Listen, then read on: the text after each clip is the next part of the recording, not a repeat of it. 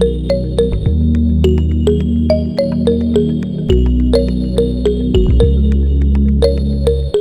welcome Asha Kahiya. Asha is the author of YASUKE. So welcome Asha. So tell me about Welcome to the DJALI'S bookshelf. As you know, I'm Louisa. I go by Lady Louisa, right? I am a history junkie. I'm crazy about anything history, especially African history. And I have a series called the Africa is Not a Country series, where where my goal is to educate children in diaspora about the African continent. So we have 4 bilingual books in the series now. So Asha, tell me about yourself and what inspired you to write this. Why start with the story of YASUKE? Because I had done my research on YASUKE, and when I got this, I said, this is a good coincidence. So so tell us about you and what inspired you to write this book. Yeah, so my journey to getting to this book has been a long journey. It's taken a few years, but I'll give it just a little history rewind. So my family is from Zambia, and I spent 10 years of my life growing up there. And we immigrated to Canada in 2007, so in the Greater Toronto area, the GTA. And so since then, I went to high school in Canada, I went to university in Canada, and I went and I got my business degree at McMaster University. And so when I got my degree from McMaster, I went and I did some accounting jobs, and it's basically got into the corporate world, right? And I was doing, things here and there, and I was just kind of like, I don't really know if I see this being my future. And, I saw the work that my manager was doing, and I was just like, do I really want to be like her? I didn't really see myself being in those types of positions. Yes, it's more responsibility, more money, and you got to work hard. I get it. But what ended up happening through my experience living in Canada is I wanted something more. So what ended up happening was one of my friends I just happened to be following him on Instagram, happened to be living in South Korea. So she was a friend of a friend, and I was following her, and I saw her posting all these things in South Korea, and I'm kind of like, oh, what are you doing out there in South Korea? She mentioned, oh yeah, there's this teaching opportunity that I heard about, teaching English as a foreign language, and those jobs that you could apply for, and I just applied and I moved here, and that's what I'm doing now. And I'm like, what? And it also coincidentally just happened to be at the time where I was kind of unhappy with my career and my job. This is all going to come full circle to the book. I'm getting there. So basically, I ended up moving to South Korea, and I stayed here for a few years. But when I was living in Canada, as an African moving to a new country, a lot of people didn't know much about Africa, right? So they're like, oh, did you live in a hut, or did you go to school? Did you see lions every day? Did you your stereotypical questions that you get. And so I found myself educating people. No, Africa is not like that. Yeah, some places are like that. If you go to the national parks or go to certain areas where you're going to see some of those things. But like most of this urban cities, there's people living, there's people going to work, they have jobs, they have businesses, and da. So I found myself, educating. That's just kind of just how I started telling people about Africa. And so when I would go into Asia, it was the same thing. I'm educating people because they weren't familiar with Black people, weren't familiar with Africans. And so but I also found myself on the learning side of things. So when I moved to Asia, I was like, I don't know much about Asia. I don't know, I see the things like, I know about their food and maybe a little bit about their culture, but I don't know much. So I also found myself a sponge, and I started to learn as well. And so that cultural exchange that was happening kind of brought the idea to my head, and I was like, wait, why don't I create content around this, around culture, around learning, people's things that people don't know. And so in terms of Africa, obviously it's through my experience. I know there's a lot of negative perceptions about the continent, about our people and stuff. So naturally, I just became passionate about doing this type of storytelling. So I started first with creating content on social media, not with writing books. But naturally, as the content creation progressed, I was kind of like, oh, it would be nice to have a book as well. And so the story, I created the Untold Tales of Africa. And so all Untold Tales of Africa is it's sharing stories about inspiration, drama, and history about Africans or the diaspora. and I try to put out content frequently. And the YASUKE story came up just from me doing my own research. I was just, looking for stories online. I'm like, I know there's tons of positive stories out there. And so I came across YASUKE's story, and I was like, what? There was a black samurai. This is great. Let me look into this. And so I went into a rabbit hole there and kept searching and learning about him and digging into his story. Excuse me. And I learned more about the story of the Black Samurai. So that's kind of how I got there. Oh, that's beautiful. I think, how did I come across the story of YASUKE? I can't remember, but I know that growing up, I always had this. I was obsessed with martial arts. Martial arts from as a child, Bruce Lee, the 80s, Bruce Lee, from the Jackie Chan. Bruce Lee era to Jackie Chan. To there was always this bad guy, then Van Damme, and then Jean-Claude Van Damme. Yeah, Jean-Claude Van Damme. Then there was always this bad guy, Bolo Young. That was him. Was always a bad guy. Then from him to Jet Li. I was always obsessed with everything martial arts, and I still can't remember how I came across a black samurai. But then as a child, I think my obsession was with ninjas. I used to think it was so cool to be a ninja, they could walk without you hearing them coming behind you, and they had these powers. And when I came across the Black Samurai, I went, nobody ever talks about him. And even when I did my research, because my picture book is still stalled because the information about him is very vague. It isn't a lot. And when I read your book, when I started with your book, it said, you started with Alessandro Baligano, and Mozambique.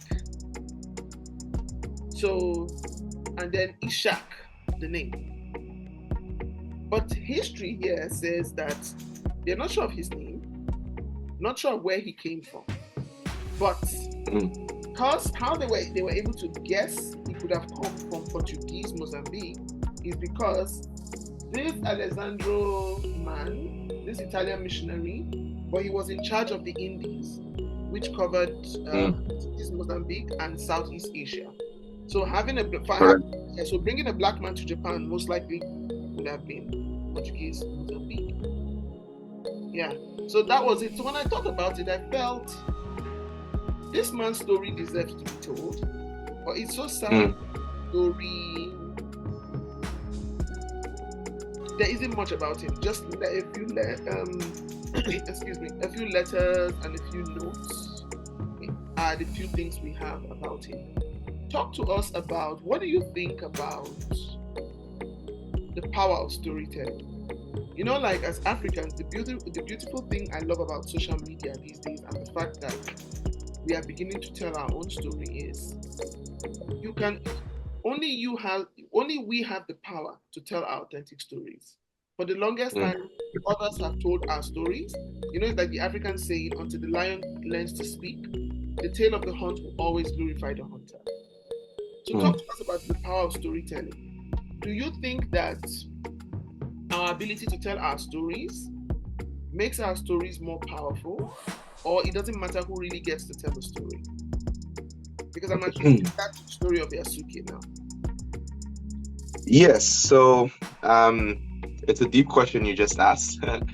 You mentioned the power of storytelling and the people who are telling the story and whether that's important. So, the power of storytelling is extreme. We tell stories in everything that we do in life, to be honest with you. We tell stories in parenting. When you tell a child, don't do this, they ask why. You tell a story why. This is why you don't do this. And they understand, okay, I get it. Movies, we love certain movies. They tell stories and you love that story, and that's why you enjoy it. Life, the choices that you make every day are based on stories as well, everywhere you look in your life, there's the stories.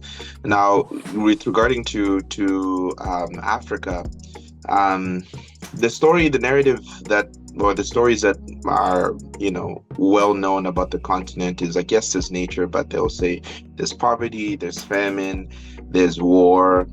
These are a lot of, the prevailing narratives that exist in the continent. And us as Africans obviously know that there's more than that, right? That you can find a lot of these things anywhere around the world. Yes, especially in Africa, but I would say, if I'm not mistaken, it's actually about 30% of the population in Africa that are struggling, and the 70% of people that are doing well, which is amazing, right? And more people are living good than more people are struggling. Good is obviously a relative word, but so the way stories have been told in the past, I mean, I don't want to go too much into colonial examples, but I can give a few. So, like I said, I'm from Zambia, and in Zambia, we have a place called the Victoria Falls, right?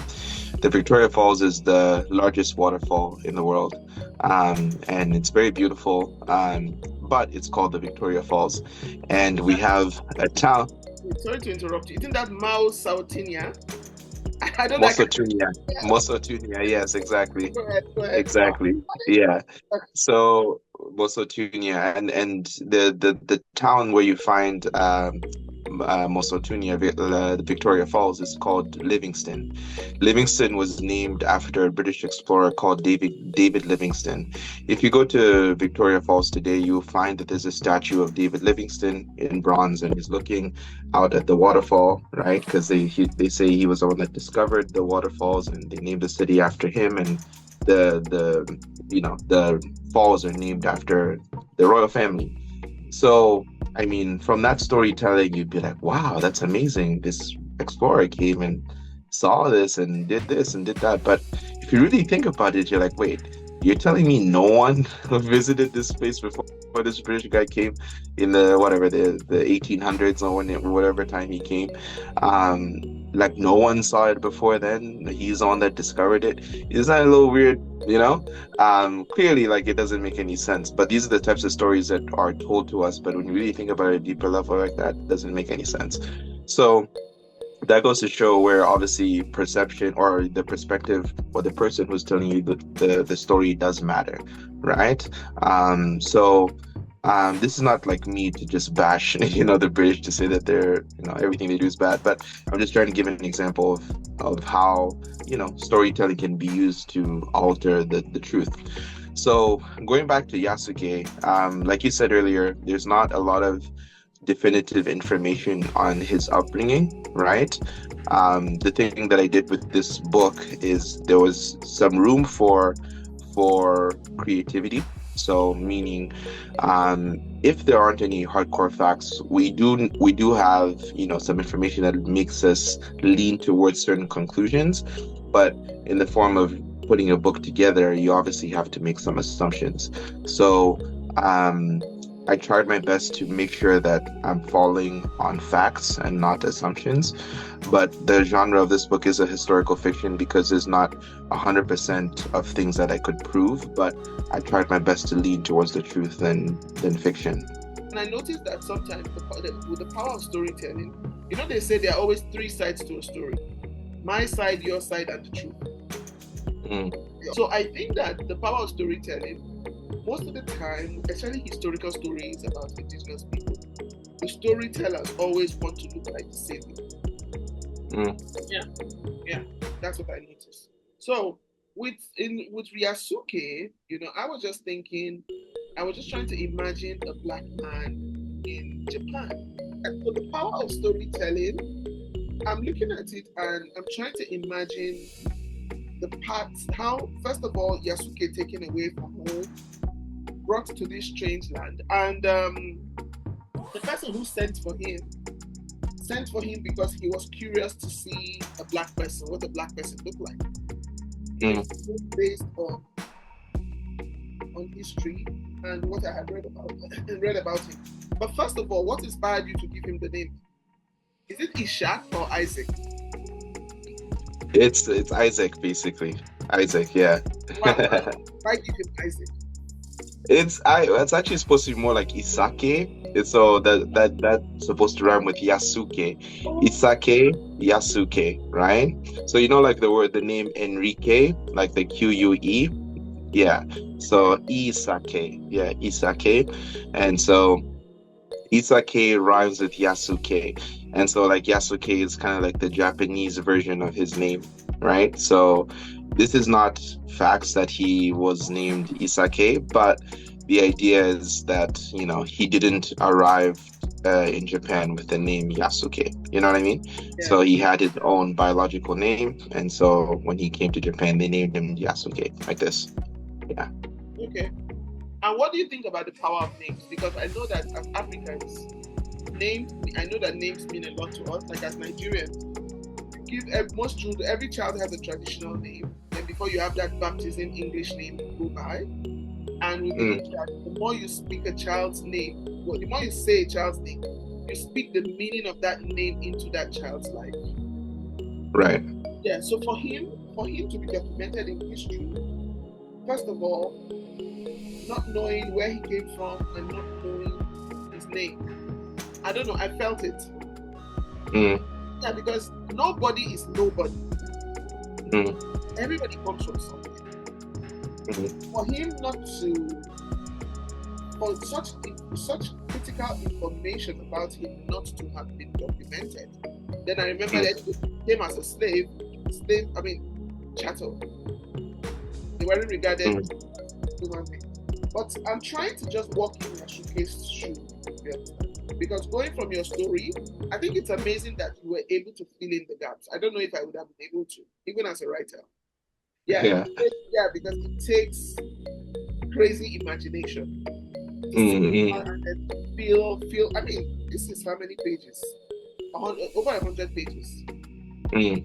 It's just story of Yasuke that I have is just this, and then you created this from it. Yeah, yeah. Talk us through your writing process.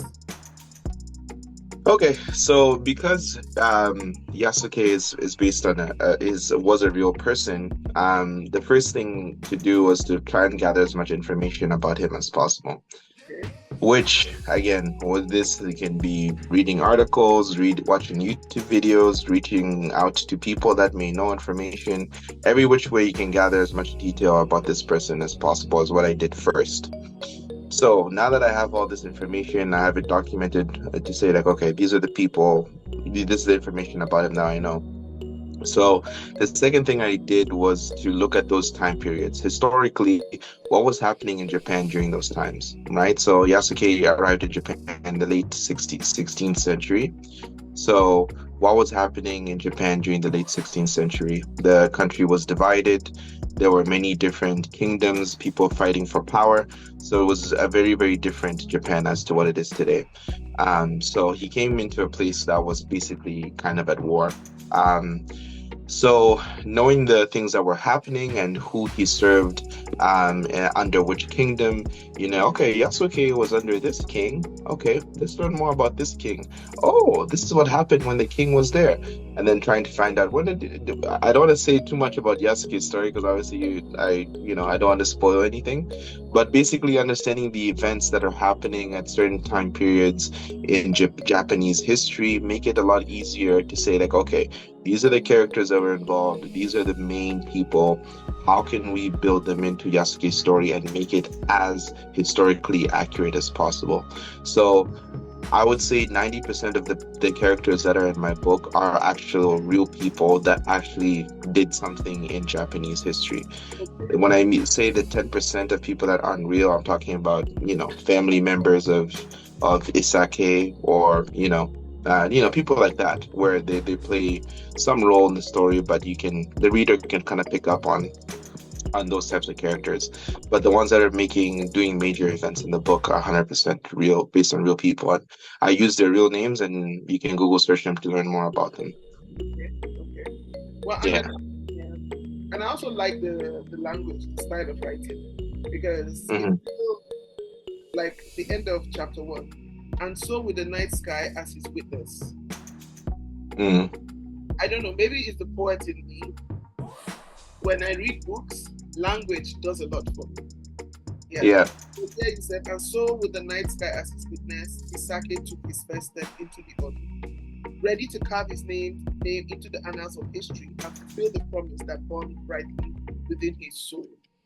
And then this is for readers. Please go buy the book and read. I won't give away too much. So, the word of Isake's unique presence in Kyoto had reached the ears of Oda Nobunaga, a man known for his ambition, strategic brilliance, and insatiable thirst for knowledge and power. The feudal lord was intrigued by tales of a foreigner with skin as dark as the night sky and strength that seemed to defy nature. What is it about our melanin that intrigues Asians? That's a question I look. Yeah.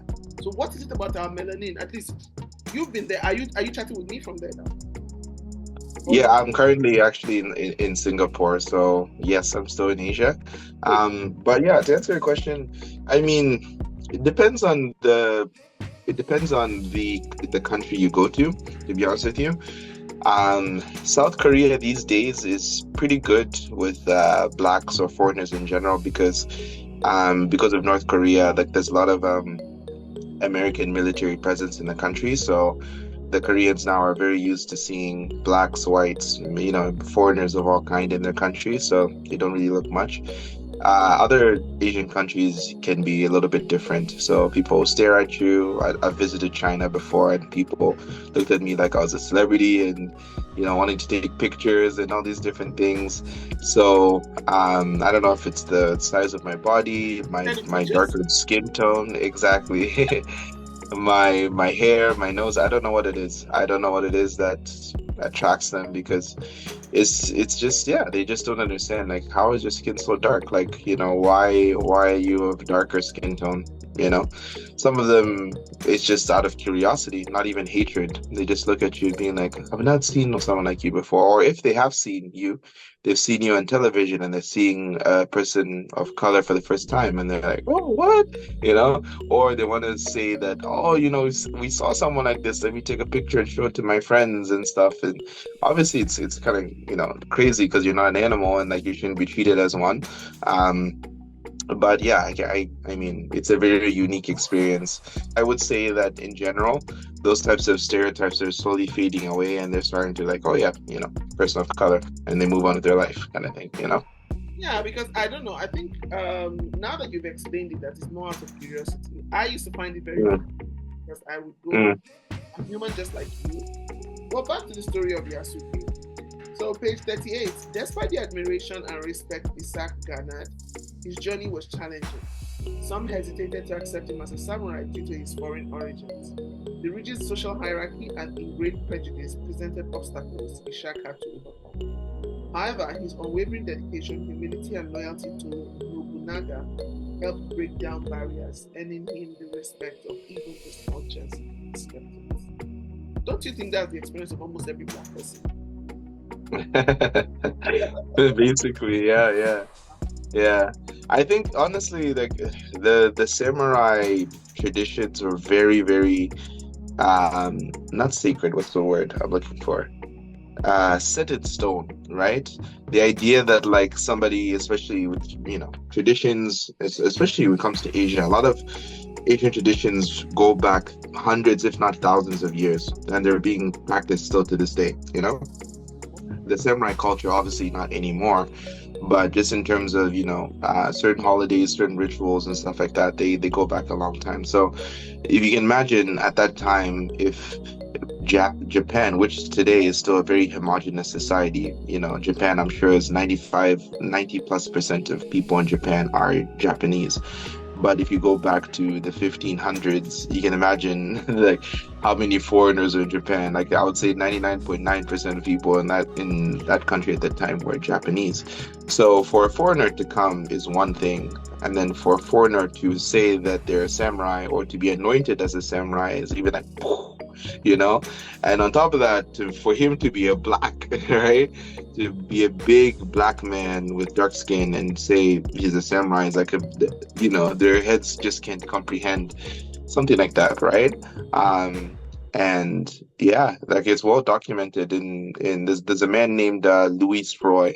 If you want to look up his name. He was the man that was actually there at the time when Yasuke was in Japan, and he was documenting these things.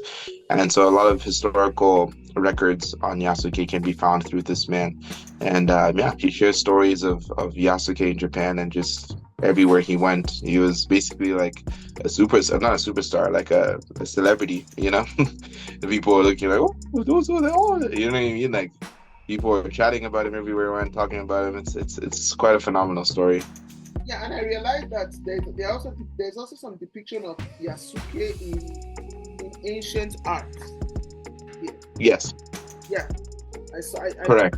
found that, yes, because I was really curious about him, and I wasn't really sure where to take the true story, because I was wondering, if I'm telling children this kind of stories, how do I tell the story of Yasuke in 1,500 words that makes sense to a child? Yeah. Yeah. Well, I'm one of those people who believes in respecting rigid traditions. And at the same time, maybe I'm biased. At the same time, I was also impressed that Yasuke was allowed into this sacred samurai thing. Because I feel that traditions set in stone should not be adulterated, especially by people who know and appreciate the value of the culture. So for Yasuke to have been accepted into this, I feel that he must have really, there must have been something, grace also. I also attribute it to grace. Yeah. So how challenging do you think it is for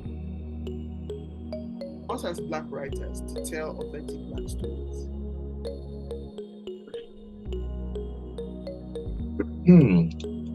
How challenging is it? Because for you to have put this, because I'm still curious, I'm just wondering, now that I've spoken to you and you said, apart from reading his history, because all I just did was I just read documents about him. You didn't need to go read about what was going on in Japan at the time he arrived. Yeah. Now you've given me that, and I'm like, okay, I think I will expand this story now to what was happening. Yeah. For you to have to try to tell, because you're trying to tell an authentic story, even though it's fiction, but like you said, the names of the people is real, the happenings, some of the events that happened at that time are real. So how do you think it is for us as Black writers to tell authentic Black stories, especially this kind of historical stories where people don't even know about Yasuke? Yeah. So it's very difficult. I mean, obviously it depends on the story that you're trying to tell. I will speak on my experience as a Black writer trying to tell Black stories. So even not just from a writing perspective, even just from a content creation perspective. So for example, in the years that I've been doing this, I've told hundreds of stories, hundreds. And every story presents its own challenge. Now, the thing with African history or telling stories, about Africa or Africans, there's a lot of true stories out there, but there's a lot of lack of visual evidence. This means that it's hard to find a lot of photos or videos of some of these people, some of these events that you're talking about, right? One great example, I would say, is the story of the Lejula ferry disaster, right? So the Lejula ferry disaster is an event that happened in Senegal. So there was a shipwreck, and it claimed more lives than the Titanic, right? Now, this one is obviously a very sad story, but I tried to tackle this story not from like to write a book, but to do it in an animated format, right? So a lack of visual evidence with these true stories led me towards animation, because I'm like, okay, well, if I don't have a huge budget to hire actors and to create sets and to do this, and the only thing that I can do to actually visually tell this story is animation, unless somebody else can give me another idea. So that's what led me down that road. And so doing my research and learning about it, and then reaching out to artists to help bring these visions to life, is basically how I've come around doing this storytelling. So it's been very difficult. It's been very difficult to do this. It's been time consuming. It's been money consuming. It's been everything. But I'm passionate about it because I know that there's many people out there that want to hear these types of stories, that know the power of these types of stories, and what they can do for our people to bring down negative stereotypes and to just uplift us, right? To share the stories that, we've gone through and to kind of, educate the world. It's all about education at the end of the day. So in my experience as somebody that's written a book and that shares lots of stories, it's a lot harder to share Black stories, or African stories, I would say, than a lot of European or American or whatever Asian stories, because there's so much documented history, so much evidence that you can pull from, so much education that's already out there. With the African ones, it's like, man, you gotta pull up your bootstraps. Here we go. Let's go in and see what we can do. So I'm trying my best with me and the few other people that I've worked on some stuff with, but it's definitely a challenge. Okay. So and what was your publishing journey like? Because one thing I've noticed as an African writer is when you start to submit your manuscript, one of the challenges I have found, when you write a book, your book is like your baby, because you believe, yes, I've written the best thing, I'm going to change the world. But we always forget that, first of all, publishing is a business. Publishers want stories they can sell. So if you're going to approach, we have the big five, all the big publishers, what are they called? Penguin. Yeah. All the big five. Most of the time, they want you to edit your story, because it's like saying Black person submits a manuscript. What they're expecting to read about? Oh, it's a Black author. I'm expecting to read about gangs, violence, families with no fathers, matriarchs. The struggle, blah blah blah. Yeah. I always ask this question: how authentic can your story be if it's been published by a traditional publisher? Because most of the time they always say, oh, I think you should tweak this, I think you should take this out, because they want stories they can sell. So it was published by Black Maverick Comics. Yeah. The Black publisher, right? Yes. So talk to us about your publishing journey. Like, what challenges did you encounter?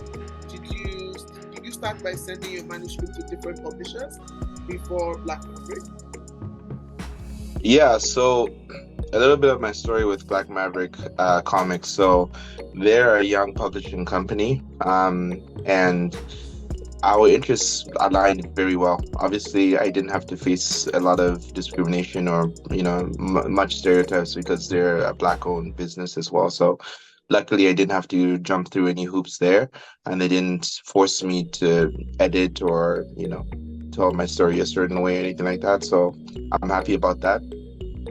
My publishing journey, about how I got into contact with them, it actually kind of happened not coincidentally, but I was just putting out stories about Africa, and somehow they ended up on my radar, just through content creation. And so I learned about them as a company, and I always wanted to produce a book. So I'm like, okay, this is working out quite well. So I reached out to the CEO of Black Maverick Comics, his name's Hutchison Boyd, and we just started talking, and he said that yes, this is a project that he can get behind. And so luckily, in my experience, I didn't have to jump through too many hoops in order to get my first book published. I am working on a second book right now as well, and we'll see what sets of challenges that brings. But I'm lucky that I haven't had a rough journey in terms of my publishing journey. Oh, lucky you, because first of all, I was looking at your style of storytelling, and the book is arranged. It's not a traditional. It's not like it's not a regular novel. No, it's not. Yeah, it's not. It's not a regular novella, because if a traditional publisher, first of all, they'll talk to you about style of writing, because you are doing more of telling. Yeah. You always tell you to show, don't tell. So the style of writing here is more of telling. That's why I said I was going to ask you, because you're doing more of telling here. And how come the publisher was okay with this, allowed you to publish like in this writing style? Yeah. How do you think upcoming writers can support each other? Black writers. I don't like to use the word writers of color. But as Black writers, how do you think we can support each other? How can we support each other more? Is that your question? We support each other more. Because that's one challenge I noticed that a lot of us have.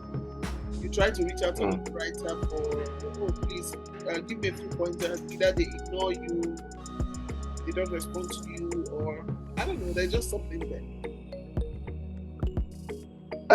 It's a tough one. I mean, usually,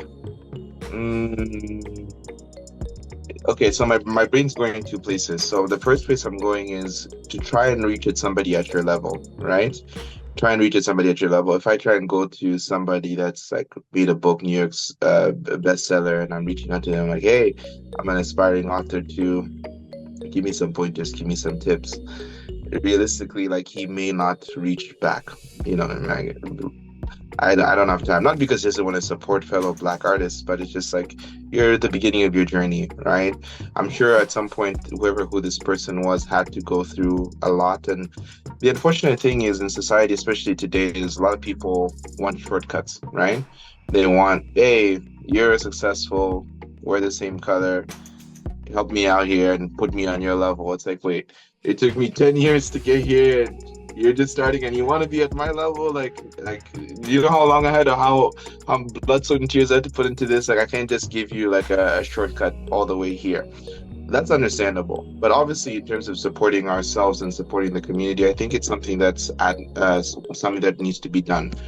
So I think working with people that are slightly above you, maybe they're not like, famous or whatever, but maybe they've, released a few books like you have.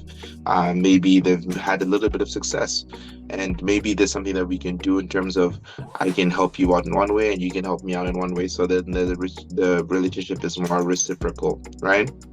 So for the situation we're in right now, right? Am I going to be able to go get an interview with Charlemagne the God? I don't know if you know who he is from the Breakfast Club, right? Am I going to hit up Charlemagne on Instagram being like, hey, I know you've released a book, Charlemagne, you're famous, you're doing this, support a fellow brother, and put my book out there. Like, I mean, I have 99% chance he's gonna say no, right? Or ignore me, right? But why is that? Is it because he doesn't care about Black people? Not necessarily. It's just like he doesn't know who I am. He doesn't know my story. He doesn't know many things. So back to our story of YASUKE. What are a few tips you can give aspiring authors? Like there are people who want to tell historical stories. Like historical stories with minimum information. What are some tips you can give? Like, let's say I'm an aspiring author, and for people who won't have access to you but might listen to this podcast, what are some helpful tips you can give on how to tell good stories?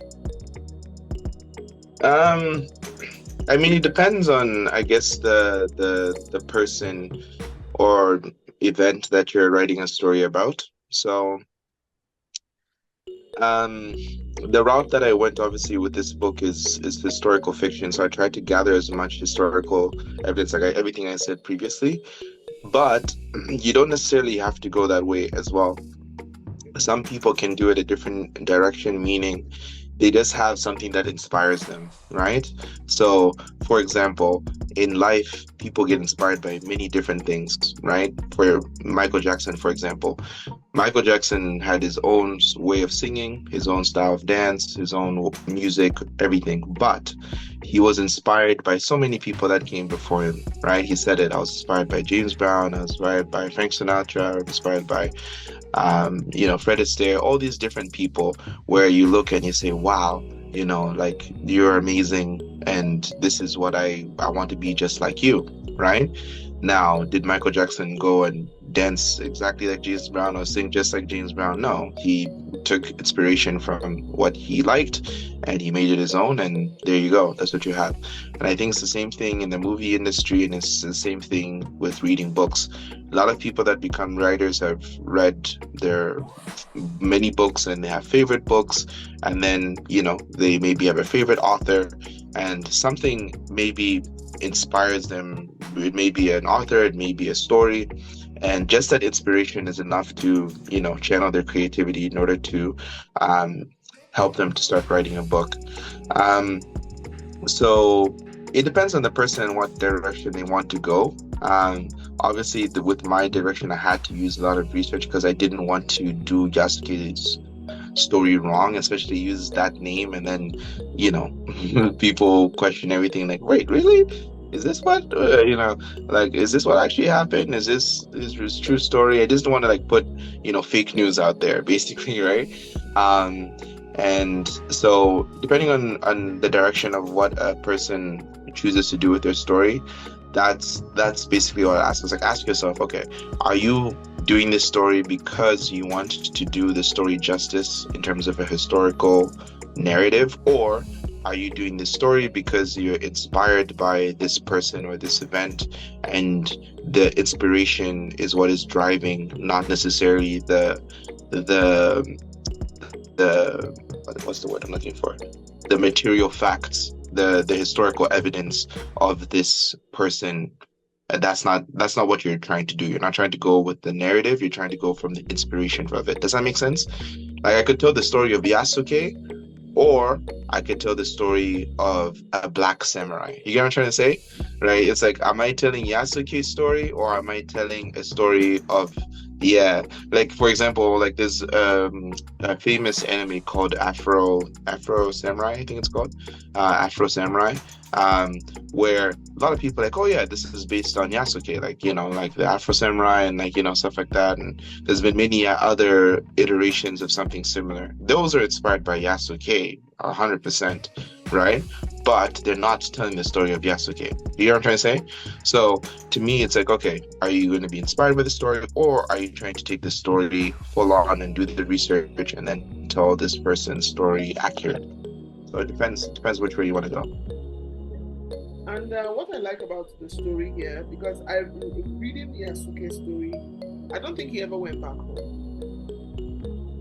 I think he lived in Japan. I think he passed away because information about him was quite vague. But reading your book, I like that you brought the story home. Mm, After the passing of Oda Nobunaga, talk to us about that mm. between Yasuke and Oda Nobunaga. There was a lot of respect there. Yes. So just a little bit of a background on Oda Nobunaga for those who may not know who he is. Oda Nobunaga was a feudal lord in Japan, is what they called him. So basically, he was a king, one of the kings in Japan, and he was had the ambition of unifying Japan. So Yasuke and this man end up meeting because Alessandro Viglignano brought Yasuke to Japan. When he brought Yasuke to Japan, Alessandro, he was a missionary, in order to spread religion, in order to, even be allowed on Japanese soil, he had to do a lot of, you know, uh, what's the word?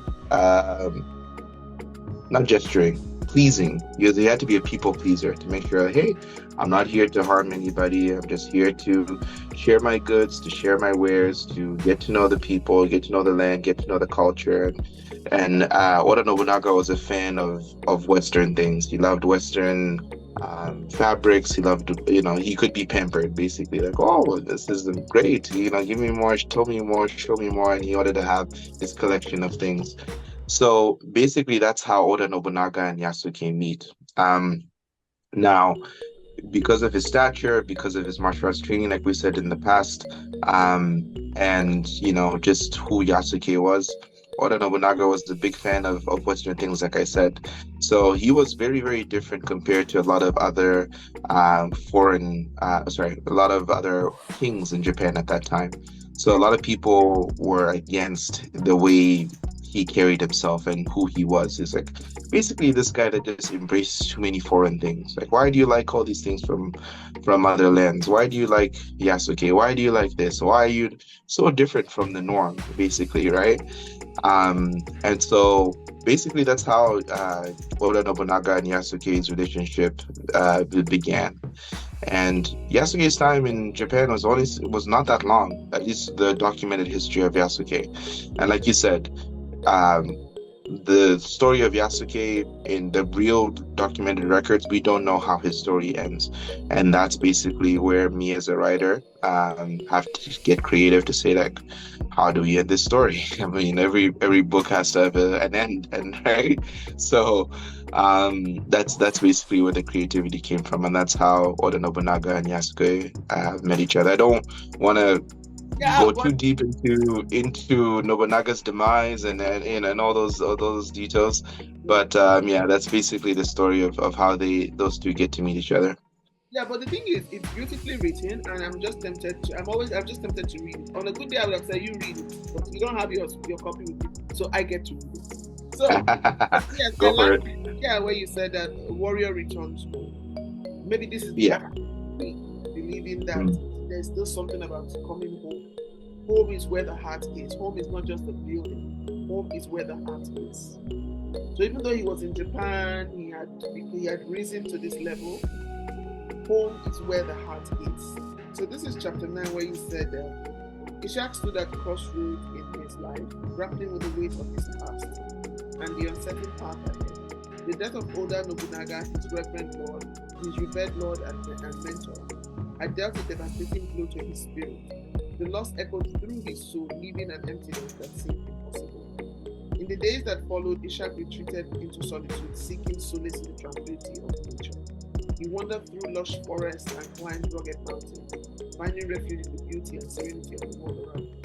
Nature became his confidant, offering a listening ear to his unspoken thoughts and the balm for his wounded heart. I like words. I don't know. You're good with words. You have a way. Yeah, you have a way. And let me go back here. Um, with the thought of his mother and his village in mind, Ishak embarked on a journey back to his homeland. The familiar landscapes of Mozambique greeted him with open arms, welcoming him back to the place that had shaped his earliest memories. As he walked through the vibrant streets of his childhood town, Ishak's heart was beating with anticipation and trepidation. He had dreamt of this moment for years, imagining the reunion with his mother and the possibility of finding his first love. So I love that he brought the story home, and I wasn't sure because I don't think there was anything about in his future. Did he ever have a wife? Did he ever have children? Did he? I've seen some depiction of him with a woman and I think a child, but they didn't really say much about that. Was there anything like that? Yes. Did it come So like that? this is where the creativity and the storytelling comes into play. Um, no, there is no um, confirmed evidence about his family ties, whether he had a wife, whether he had children, and stuff like that. Um, but in terms of the way the story begins, I do mention, his upbringing in Mozambique, and so the idea was to bring that back to how the story began. Um, and yeah, I think there was a few different endings that I had in mind. One obviously would be an ending in Japan, which most people would probably like. But like you said, I liked the idea of bringing it back home. I thought that would be the better way to go. So there was a few ideas that I wrestled with, but I was like, you know what? I think this is probably the best one to do. Yeah, because I'm curious. Let me type this in. I want to know where is Yasuku buried? Let me see. Let me see if there's I anything. don't think you'll find the answer. Let's see let's find out where is he buried. Let's see. Let's see. Good. And then I keep wondering, are there living descendants of Yasuke? So there are statues of Yasuke, and then there is something like a stone, the grave memorial. There's something like a grave memorial like this, Mm, but I don't think he's there. I don't think he's buried there. no. Oh no. Oh, this is a totally no. This is someone else. This is Yasuke Kyono. Oh no, hold on. Birthplace October 1875. No, no, no, no, no. This is a different. This is a different one. No, that's not him, yeah. Yes, let me see it. Are there living descendants of Yasuke the Black Samurai? And somebody else says, not that I'm aware of. Yasuke was an African from Mozambique who traveled to the Jesuit. Nothing much. Someone said, we don't know anything of what happened to Yasuke, the world's first and only black samurai, after the year 1585. What we know, he was an African man, likely Ethiopian. I saw another one that said he was likely Sudanese. Yeah, so it's very, very big. Very, very big. But well, it's still great that that you took the pains to put the story out there. And I'm also going to follow maybe next year or later this year with a picture book on him, because his story has to happen, right? Yeah, Yeah. I have this belief we don't just come to this world to exist and then we just die off. That's it. You leave something in the sands. You leave your legacy in the sands of time. Like you said, a legend's legacy. Years passed since Yasuke departed from Japan. His title had become a legend. Whispered in tales and songs that echoed through the generations. His story transcends time, reaching the world's far corners and inspiring countless souls. So in the land of Japan, it's still whispered as a legacy. In Africa, it's whispered. In Mozambique, it's whispered with pride. But it's very sad that a lot of Africans don't know about Yasuke. Exactly. I only know about You know what's interesting? Yes. Yeah, what's interesting? There's a video game. I don't know if you've heard about it. Assassin's Creed is doing a story on Yasuke. It's coming out. I think in November is when the video game comes out. Have you ever heard of Assassin's Creed before? No, I'm not a big fan of video games. That's okay.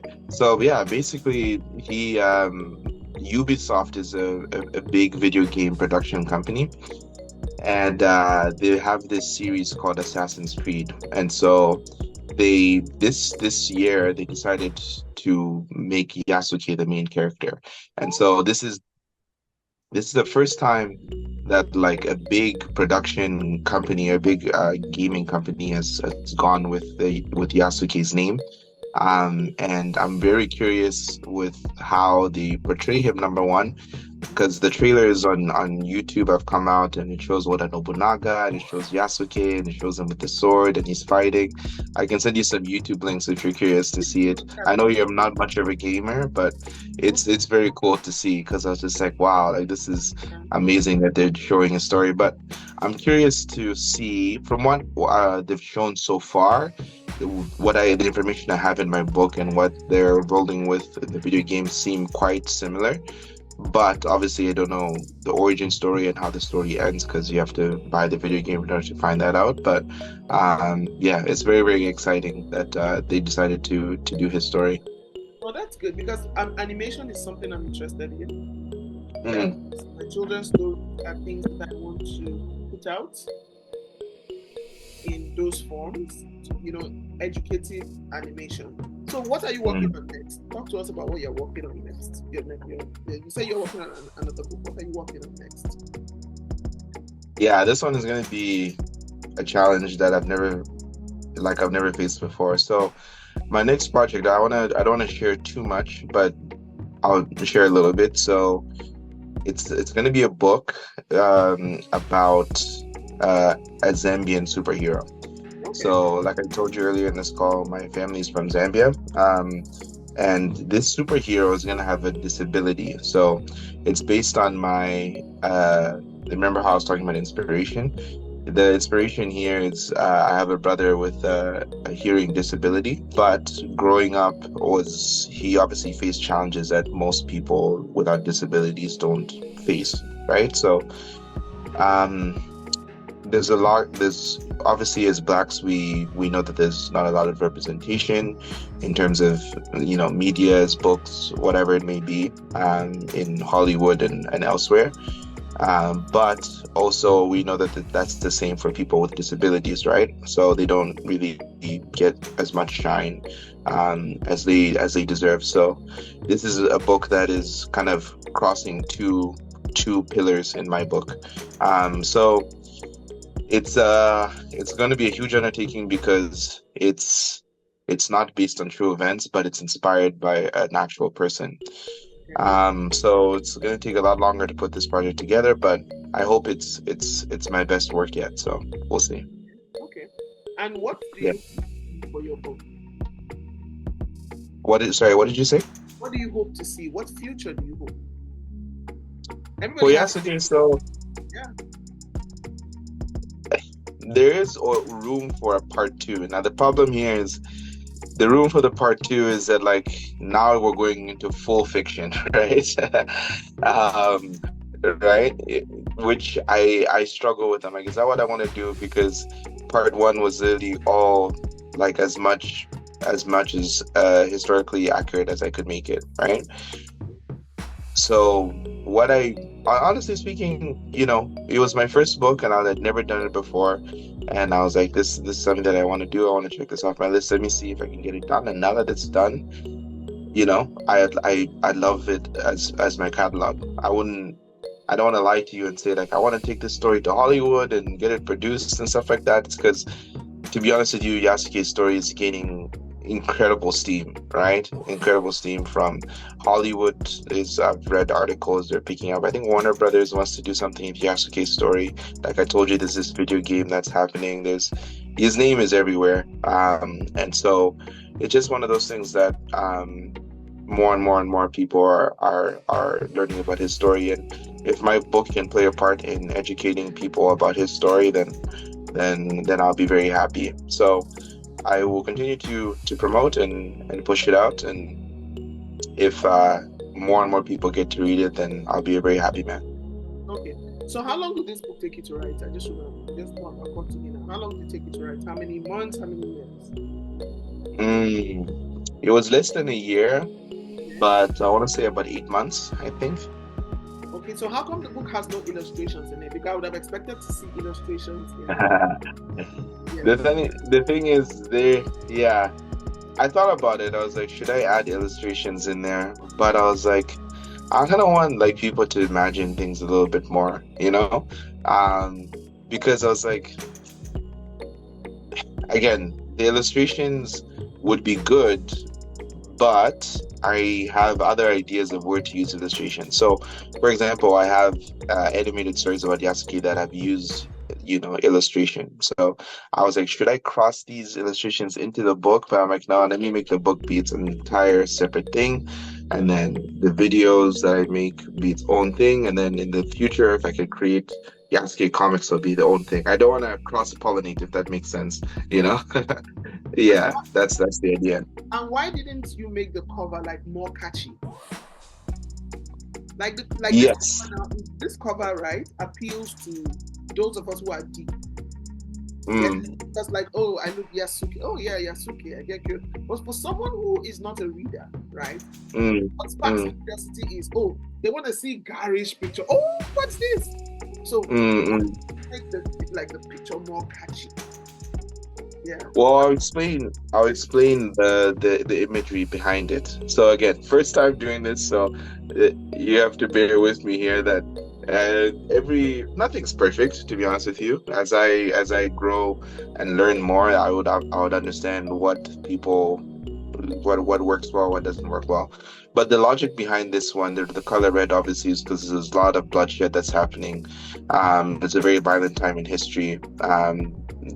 During this time period, so that's why that color was chosen. And if you see the book, right, if you open the book from, I don't know if you can do it in front of the camera, but if you turn it around just like that, you can see one part of the book is the samurai and the other part of the book is the slave. So it's supposed to be basically him as a slave on one side, and then Yasuke on like the other side. So you have Isake and Yasuke. So if you open the book like a landscape, you can see they're looking at each other, right? From the back, exactly. Like that, exactly. Yes, that was the idea of the book, right? So like it's a journey from him as a slave to him as a samurai. So people look at it as like, oh, it's so simple. I'm like, I don't get it. But I'm like, okay, if I explain it, then they're like, oh, okay, I see. I see what you're trying to do with this story. And there's like, there's the cherry blossom trees, and the silhouette was used because we don't know what YASUKE actually looked like, right? So these are some of the things that that's the thought process that went behind the decision to do it. So again, it's not your typical, the man with the sword and with his face and the dreadlocks and stuff. But I think maybe I was thinking too introspectively, like, oh, maybe I wanted to be like, too artsy, maybe. So maybe next time I'll make it a little bit more simple. I've tried to picture him. If he was a warrior, my thinking is he stood at least 6 feet tall. If he was a warrior, Yes. Two, if he was dark and he was from Mozambique, that's East. Is that East or South? That's East Africa or South Africa? East Africa, yeah. So he must have been ebony, shiny ebony. And then we had locks too, because at that time they couldn't manage our hair. So the hair was in locks. Yes, I just thought the hair must have grown in locks. Yeah. I think he was good looking too. Yeah. Yeah. For people who want to buy your books, where can they find your books to buy? They can find it on Amazon. They can find it on Barnes and Noble. The ebook is also on Apple as well. So if you get your books from Apple Books, you can find it there. Basically, yeah, most places that you can want to pick up a book, Kobo as well, you can go there and you can find it. So it's available on all those places. Okay, and for people who want to follow you online, what's your handle, your Instagram handle? Yeah, so you can follow me if you want to follow my personal page. My personal page is Asher Kahiya. Literally on Instagram, just type ASHERKAHIYA. Or if you want to check out my African Stories page, you can follow it. It's the Untold Tales of Africa. Just search that as one word on Instagram, the Untold Tales of Africa. Or you can also follow me on YouTube. So what I like to do is I like to share little short stories. So a story, I'll give it to you short and sweet, under a minute on Instagram. And then exactly, you found me. I'll give it to you short and sweet on Instagram, but then on YouTube, I'll give you like a longer version of some of these stories. So I try to do both because I know some people are like, that's it? You just gave me 20, 30 seconds, 40 seconds of this? Like, no, that's too good of a story. I want to hear more. And so exactly, there you go.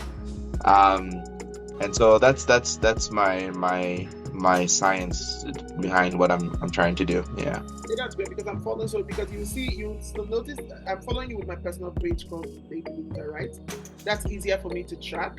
My other shop pages and so on, that's managed by someone else. But this one, I need to track that. So okay, I just want to say a very big thank you, Asha.